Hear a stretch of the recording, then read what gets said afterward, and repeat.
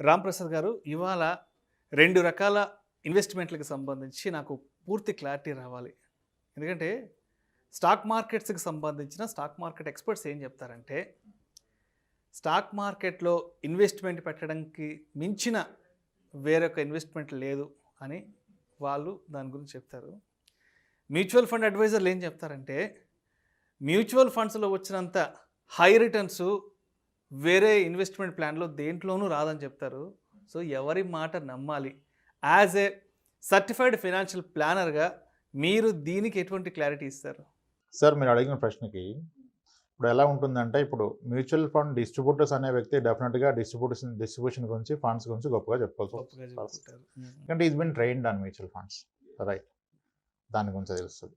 అలాగే ఎవరైతే స్టాక్ మార్కెట్లో ఉన్నారో బ్రోకర్స్ కానీ, ట్రేడర్స్, అనలిస్టులు, ట్రైనర్స్, వీళ్ళందరూ వాళ్ళు ఆబ్వియస్గా అవే గొప్పవి అని చెప్పాలి. అది చాలా సులువు అని కూడా చెప్పాల్సి వస్తుంది, అంతే కదా? ఇదనే కాదు, ఏ ప్రోడక్ట్కైనా అదే పరిస్థితి. రియల్ ఎస్టేట్ ఏజెంట్ మీకు రియల్ ఎస్టేట్ గొప్పది కాదని చెప్తారా? చెప్పరు. ఇన్సూరెన్స్ ఏజెంట్ చెప్తారా? సో అయితే యాజ్ అన్ ఇండివిజువల్గా మనం దీన్ని అనలైజ్ చేసుకోవాలి. ఓకే, సో దానికి కూడా ఎవరి వర్షన్ ఆఫ్ అనాలిసిస్ వాళ్ళు ఇస్తారు. మ్యూచువల్ ఫండ్ వాళ్ళు వాళ్ళకి కంఫర్ట్గా ఇస్తారు, స్టాక్స్ వాళ్ళు స్టాక్స్ కంఫర్ట్గా ఇస్తారు. దీనికి ఒక సింపుల్ ట్రిక్ చెప్తాను నేను, ఎలా అనలైజ్ చేసుకోవాలి అంటే, ఏ అనలిస్ట్ చెప్పింది మీరు నమ్మొద్దు. ఫస్ట్ మ్యూచువల్ ఫండ్స్ని నమ్మొద్దు, అటు స్టాక్ బ్రోకర్స్ని నమ్మొద్దు. మీరు ఒక చిన్న ఎక్సర్సైజ్ చేయండి. ఎందుకంటే మీరు ఇన్వెస్ట్మెంట్ చేసేది ఎందుకు? మీ ఫ్యూచర్ని ప్రొటెక్ట్ చేసుకోవడం కొరకు, మీ పిల్లల భవిష్యత్తుని, మీ రిటైర్మెంట్ని ప్రొటెక్ట్ చేసుకోవడం కొరకు కదా. లైఫ్లో దీనికన్నా ఇంపార్టెంట్ ఇంకోటి లేదని నేను నమ్ముతాను. మీరు కనుక అది నమ్మినట్లయితే ఇన్వెస్ట్మెంట్ అనేది చాలా ఇంపార్టెంట్ అని మీరు కాస్త టైం వెచ్చించి, గత 5 ఏళ్ళుగా లేదా 10 ఏళ్ళుగా ట్రేడింగ్ చేస్తున్న వాళ్ళని ఒక 6గురిని లేదా 10 మందిని కలిసే ప్రయత్నం చేయండి. ఇప్పుడు చాలామంది అవైలబుల్ ఉన్నారు కదా. ఈ 10 మందిని ఎలా అంటే జెన్యూన్గా మీరు ఒక విషయం చెప్పండి నాకు. మీరు 10 ఇయర్స్గా చేస్తున్నారు కదా, మీకు ఈ స్టాక్ మార్కెట్ ఇన్వెస్ట్మెంట్ వలన లేదా ట్రేడింగ్ వలన వచ్చిన రిటర్న్ ఎంత పర్సంటేజ్లో? నాకు వచ్చింది బాగానే వచ్చింది, మళ్ళీ పోయింది, అది కరెక్ట్ కాదు. అందరూ డీమాట్ స్టేట్మెంట్ డౌన్లోడ్ చేసుకుంటే వాళ్ళకి వచ్చిన CAGR కనపడుతుంది. అడగండి. 10 మందిలో కనుక మీకు 5గురు నాకు 14-15% రిటర్న్ వచ్చింది అంటే ఓకే, అక్కడ మీ రీసెర్చ్ అయిపోయింది ఆన్ స్టాక్స్ మీద. సేమ్ థింగ్ మీరు మ్యూచువల్ ఫండ్స్లో వాళ్ళని కూడా అడగండి. మ్యూచువల్ ఫండ్స్లో కూడా 10 మందిని కలిసే ప్రయత్నం చేయండి.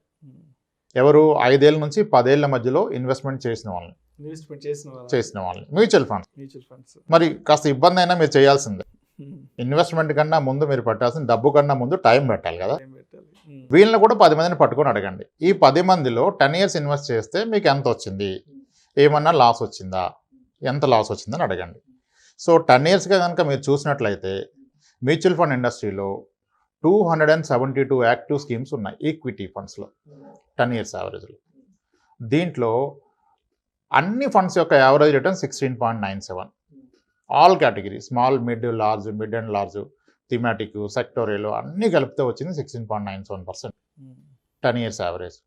దీంట్లో ఎవరైనా మరీ దురదృష్టవంతుడు ఉండి ఇండస్ట్రీలోకెల్లా బాటమ్ ఫండ్ కనుక పట్టుకోగలిగితే అతనికి వచ్చింది 11.20%. ఎవరు? బాటమ్. అదంత పాసిబుల్ కాదు. మీరు నేను రీసెర్చ్ చేస్తే కూడా ఈ 10 ఇయర్స్ ఏది లోయెస్ట్లో ఉంటుందో పట్టుకోలేము. వాళ్ళకి వచ్చింది 11.2, యావరేజ్ వచ్చింది 16. మీకు బెస్ట్ అంటే దానికి చాలా ఎక్కువ ఉంది 24-26, అది మాట్లాడడం కూడా కరెక్ట్ కాదు. ఓకే, ఇది ఇప్పుడు నేను చెప్పాను కదా, ఈ డేటా మీకు అన్ని ప్లాట్ఫామ్స్లో అవైలబుల్. ఓకే, ఒకటి ఈ డేటా చూసే నమ్మొచ్చు. మీరు మ్యూచువల్ ఫండ్ ఇన్వెస్టర్ని కలవాల్సిన అవసరం లేదు. ఈయన మాత్రం నిజమని చెప్తాడు, గూగుల్ ఎందుకు నిజం చెప్తుంది, మనీ కంట్రోల్ ఎందుకు నిజం చెప్తుంది అనుకుంటే మీరు వెళ్ళి మ్యూచువల్ ఫండ్ ఇన్వెస్టర్స్ని కలిసి అడగండి. అంటే రిటర్న్ వచ్చింది ఒకటి, బట్ ఈ రిటర్న్ వచ్చే క్రమంలో వాళ్ళు కొన్ని పెయిన్స్ కూడా గురై ఉంటారు కదా. మధ్యలో దాంట్లో వచ్చిన రిస్క్ ఏంటి, ఎటువంటి ఎమోషనల్ పెయిన్స్ వచ్చే వాళ్ళకి, అది కూడా కనుక్కోండి. అప్పుడు మీకుగా ఒక క్లారిటీ వస్తుంది కదా, ఏది మంచిది అని. రెండిట్లో పెట్టండి అని చెప్పడం చాలా తెలివిగా చెప్పాం అనుకుంటారు, కానీ అది కరెక్ట్ కాదు కదా. ఇన్వెస్ట్మెంట్ అనేది ఫస్ట్ ఆఫ్ ఆల్ మీకు రిటర్న్స్ ఇచ్చినా ఇవ్వకపోయినా మీకు మెంటల్గా టెన్షన్ అవ్వకూడదు, మానసిక ఒత్తిడికి మిమ్మల్ని లోన్ చేయకూడదు. ఓకే, స్టాక్స్లో మొదటగా వచ్చేది మీకు రిటర్న్స్ కాదు, మానసిక ఒత్తిడి. ఎందుకంటే ఒక స్టాక్ అనాలిసిస్ని ఎన్నో విధాలుగా అనాలిసిస్లు ఉన్నాయి. Fundamental, technical, chart analysis, macro economy, micro economy, political changes ఏంటి, సెంట్రల్ గవర్నమెంట్ ఎటువంటి కాల్స్ తీసుకుంటుంది, గ్లోబల్ ఎకానమీ ఏంటి, మైక్రో ఎకానమీ ఏంటి, ఇవన్నీ మన సబ్జెక్ట్స్ కాదు. వీటిలో మనం రీసెర్చ్ చేసి గొప్పగా రిటర్న్ చేయగలను అనుకుంటే మేబీ కొంతమందికి పాసిబుల్ కావచ్చు. నేను 2 విషయాలు చెప్పదలుచుకున్నాను. ఒకటి, మీరు డైరెక్ట్ ఈక్విటీ స్టాక్స్లో పెట్టినప్పుడు ఓకే మీకు మంత్లీ 2%, 5%, 90 డేస్కి డబ్బులు, 6 మంత్స్కి డబ్బులు అనేవి చెప్పుకోవడానికి చాలా బాగుంటాయి. అయితే ఈ ఈక్విటీ గురించి అనాలిసిస్ చేసేవాళ్ళు కానీ, ట్రైనర్స్ కానీ, ఇన్వెస్టర్లు కానీ అందరూ కూడా గొప్ప ఇన్వెస్టర్ ఎవరు ప్రపంచంలో అంటే వారెన్ బఫెట్ని కోట్ చేస్తారు. అవును కదా. వారెన్ బఫెట్ గారు రీసెంట్గా 93 ఇయర్స్ ఏజ్లోకి ఎంటర్ అయ్యారు. ఆయన అతని ఇన్వెస్ట్మెంట్ ఎక్స్పీరియన్స్ గత 82 ఏళ్ళుగా చేశారు ఆయన ఇన్వెస్ట్మెంట్ ఇన్ స్టాక్ మార్కెట్. ఆయన పోర్ట్ఫోలియో ఈ రోజు వరకు వచ్చిన రిటర్న్ 20.5%. 20.5% CAGR. ఆయనకంటే గొప్ప ఇన్వెస్టర్ ఎవరు లేనప్పుడు మరి ఆయనకంటే గొప్ప రిటర్న్ ఎవరు తెచ్చుకోలేరు కదా. అది ఒక fact. Another factor, Zerodha is the biggest broking company in India today. Okay, ఆయన నితిన్ కామత్ గారు ఒక స్టేట్మెంట్ ఇచ్చారు జస్ట్ 2 months బ్యాక్. జిరోదాలో డీమ్యాట్ అకౌంట్ ఓపెన్ చేసి ట్రేడింగ్ అండ్ F&O చేస్తున్న టోటల్ ఇన్వెస్టర్స్లో 1% పీపుల్ కూడా ఫిక్స్డ్ డిపాజిట్ రిటర్న్ని క్రాస్ చేయలేకపోయారన్నారు ఆయన.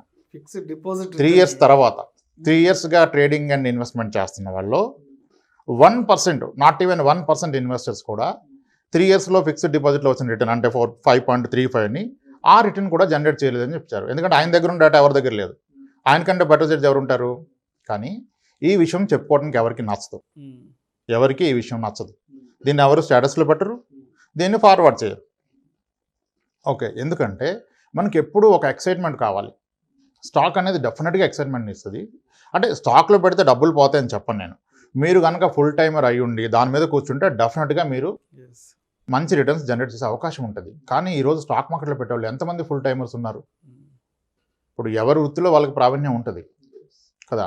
ఇప్పుడు నా full time job is something, నేను స్టాక్స్లో పెడతాను సంపాదిస్తానంటే అంత ఈజీ టాస్క్ కాదని నా అభిప్రాయం. ఓకే, మళ్ళీ దీనికి ఎన్నో పద్ధతులు చెప్తారు. ఎలా అంటే జస్టిఫికేషన్ ఇవ్వడం కొరకు మ్యూచువల్ ఫండ్స్లో కనుక మీరు పెట్టినట్లయితే మీకు ఎక్స్పెన్సెస్ ఉంటాయి, అవి కనపడకుండా తీసేసుకుంటారు.